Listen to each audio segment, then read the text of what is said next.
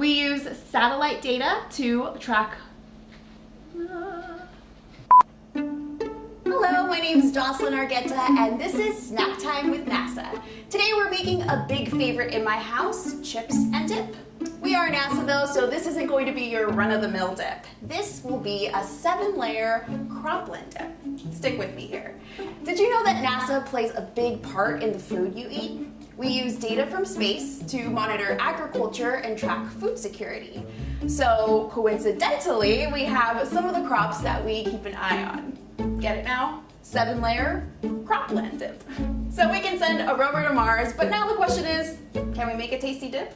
But before we get started, I want to welcome Dr. Unveiling, chef, who's here to tell us all about NASA's connection to the food we eat. Hi Unveiling, how are you doing today? Hi Jocelyn, great. How are you?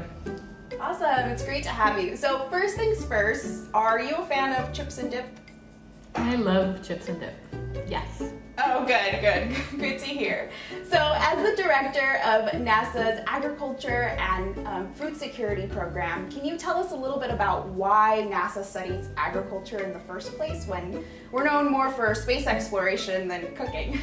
As we all know, our planet Earth is also a planet, and so NASA has satellites that are pointing out into space, but it also has a lot of Earth observing satellites pointing here down at Earth. And of course that's really critical because we live here, and that's important for us to track and understand how we're changing our planet, how our planet is responding, and in particular tracking agriculture, which is what we're concerned with here. Food security and agriculture are one of the biggest challenges we face in this century. And NASA's satellite data, since actually going back to early days of satellite monitoring, there has always been a large focus on agriculture. Agriculture covers a huge part of our land system, and what that does is that helps us to get an accurate and a timely understanding of potential shortfalls or surplus of crops and food production around the world. So it sounds like everything is connected, much like different ingredients in a larger dish. And I've just laid down the first layer here of our dip, which are refried black beans. And sounds like Earth observations work in a similar way where things connect together. So how do these observations help us better understand food security and food production, especially in the face of climate change? As we said, food security is one of the most important and critical challenges that we face.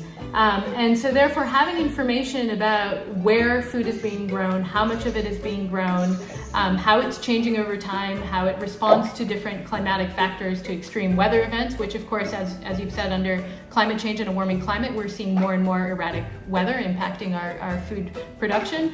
And so we have various satellites going up above and turning around us all the time that are helping to monitor different aspects of the agriculture, of our agricultural system.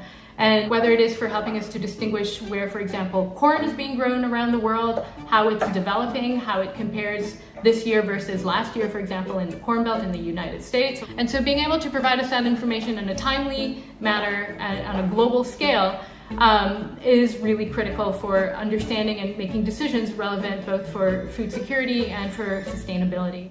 And we do have corn here as one of our layers. We also have rice, we have avocado and the guacamole.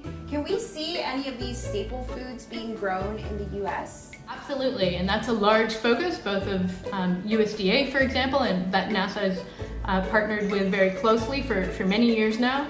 And what they're focused on is utilizing satellite data for being able to monitor the extent of crops of where corn is being grown versus soybeans versus wheat. And as we know, if a farmer plants corn this year, he might plant soybeans the next year. So it's very important in the US, and USDA has a large focus on that. But also, given that our food system is so interconnected, being able to monitor both inside the US and globally, and satellites enable us to do that.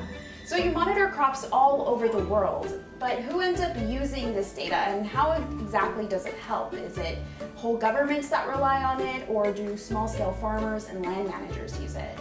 That's a great question, and in fact it's everybody.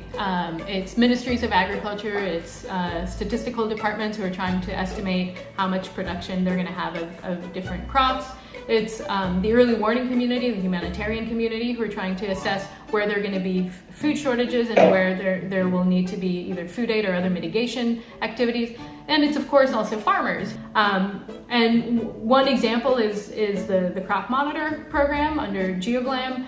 This provides information at the global scale on a monthly basis operationally, really targeted more at policy makers who need to have a very quick way of understanding what are global crop conditions.